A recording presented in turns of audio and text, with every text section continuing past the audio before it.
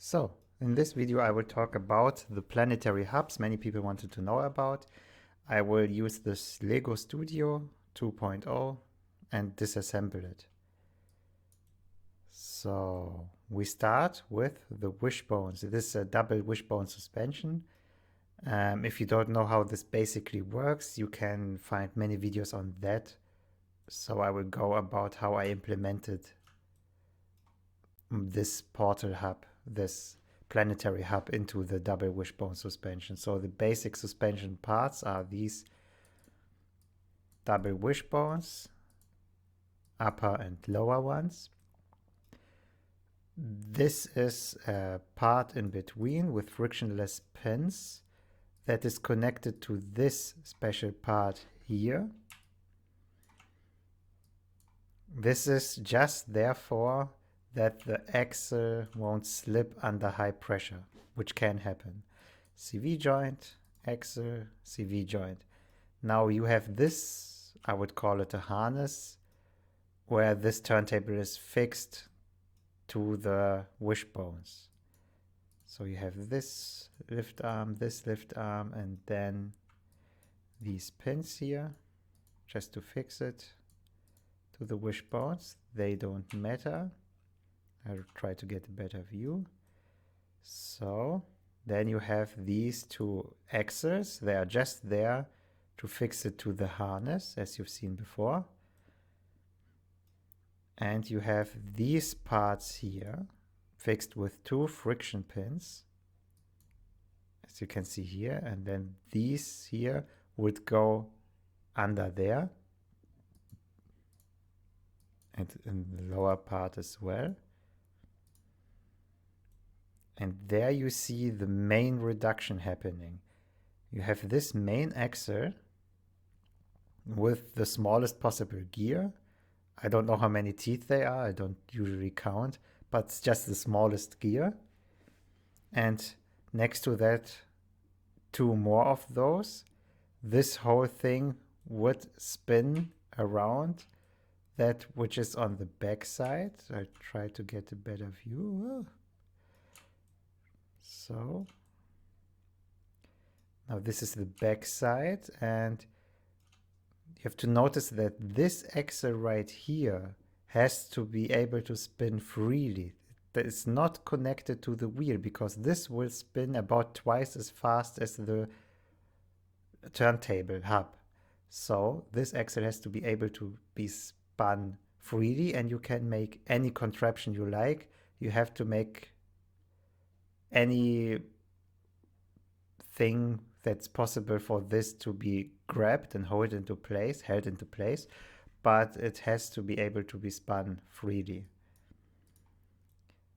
Now you have these two parts. This is just, let's make a bit of room here. Yeah, we have no hurry. This is how you would connect my wheels. The wheels that I use are not Lego wheels, they are just any RC wheels, and I would just use some pins here, 4 of them, and build a harness to just clamp on the wheel. And it's really solid. It works for my case. How you fix the turntable to your wheels depends on your use case. These are just there to hold this part in place, and with this to hold the wheel in place. So you have to make that dependent on your use case. But now comes the main planetary hub. It consists out of these two axles to hold everything together.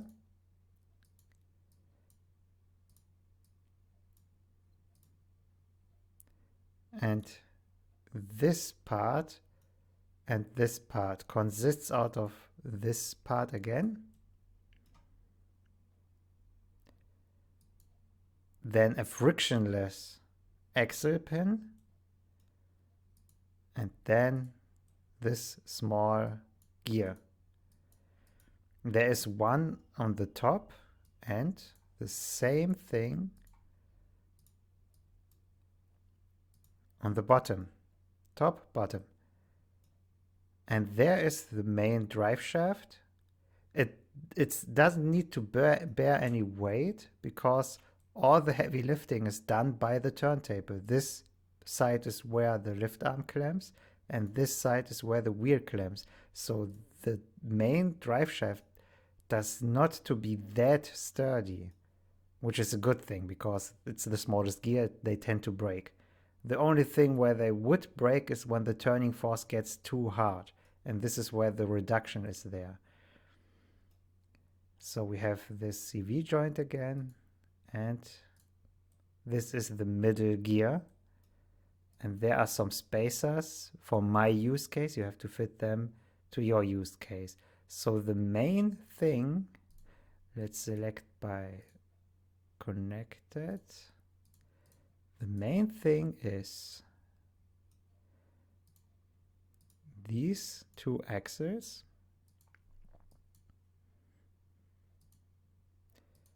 This upper part,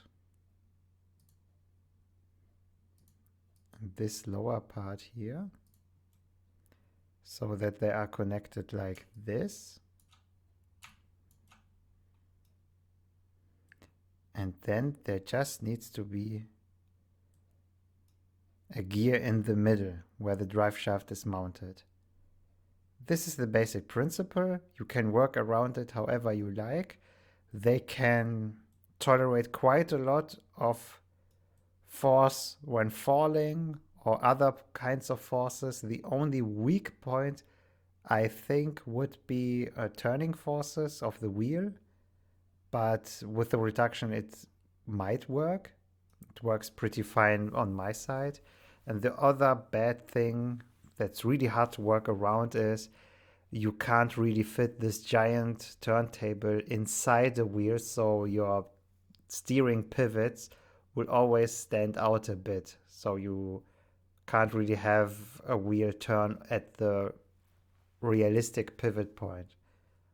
But at least it's sturdy. I tested it against the normal wheel hubs, and this is extraordinarily more sturdy.